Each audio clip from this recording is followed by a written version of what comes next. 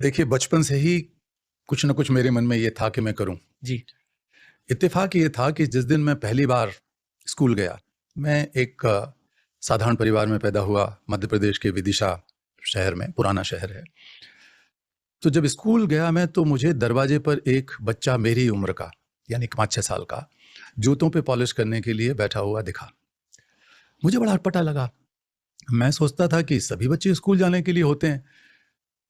तो मैं उसकी आँखों को देखते हुए जा रहा था। वो मेरे पैरों की तरफ देख रहा था कि शायद मैं या मेरे कोई और साथी स्कूल जाने वाले जूतों पे पॉलिश करा लें, और हम सबके पास नए जूते थे या कपड़े के जूते थे। तो उसकी सूनी आंखों को साथ लेकर मैं स्कूल के क्लास में पहुंचा पहले दिन, और मैंने अपने टीचर से पूछा, माट साहब, ये बच्चा एक बाहर क्यों बैठा हुआ है, इसको हमारे साथ होना चाहिए। उन्होंने कहा, अरे ये तुम्हारा पहला दिन है, इट्स वेरी कॉमन, गरीब के बच्चे अपने माँ बाप की मदद करते हैं। तो मैं चुप हो गया, क्या कर, मतलब मैं भी 5-6 साल का था।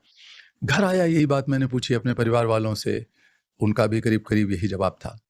लेकिन रोज सवेरे और दोपहर को उस बच्चे को देखकर मेरे मन में बहुत कष्ट होता था, बहुत गुस्सा भी आता था कि यार, जो लोग कह रहे हैं ये बात, हमारे लिए वो बात लागू नहीं है कि सब लोग काम करें, मजदूरी करें, और इस बच्चे के लिए कैसे लागू है।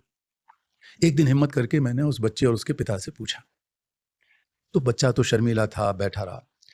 उसके पिता हाथ जोड़कर खड़े हो गए, बोले, बाबूजी, मैंने तो कभी सोचा नहीं, मेरे तो बाप दादे सब यही काम करते थे, और अब मेरा बेटा भी बचपन से यही कर रहा है।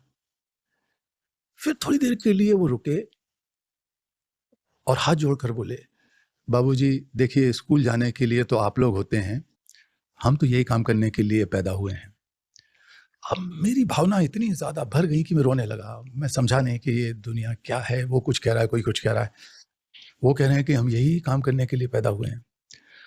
उनका ये जवाब था, लेकिन मेरे लिए सारी जिंदगी के लिए ये एक सवाल था कि अपने बचपन की कीमत पर, अपनी आजादी की कीमत पर, अपने भविष्य की कीमत पर ये बच्चे गुलामी करते हैं, मजदूरी करते हैं, स्कूल से वंचित हैं। तो ये एक इतना गहरा घाव कहिए या इतनी गहरी चिंगारी कहिए, जिसमें इतनी रोशनी थी भीतर ही भीतर छुपी हुई। चिंगारी कहेंगे। चिंगारी कहिए आप। तो उस चिंगारी का असर आपने देखा कि उस समय तक देश में और दुनिया में बच्चों की मजदूरी, गुलामी के खिलाफ कोई आंदोलन नहीं था। उसकी शुरुआत हमने भारत से की, फिर आसपास के देशों में की, धीरे धीरे बढ़ के वो पूरी दुनिया में फैल गई चिंगारी। और अब ये एक मुद्दा बन गया। दुनिया के इतिहास में 40-50 साल ऐसी कोई बहुत बड़ा वक्त नहीं होता, जो सैकड़ों हजारों सालों से चली आ रही है बीमारी, एक अपराध, एक पाप, उसको धोने के लिए 40-50 साल कोई ज्यादा नहीं होते। तो हमने थोड़ा बहुत किया।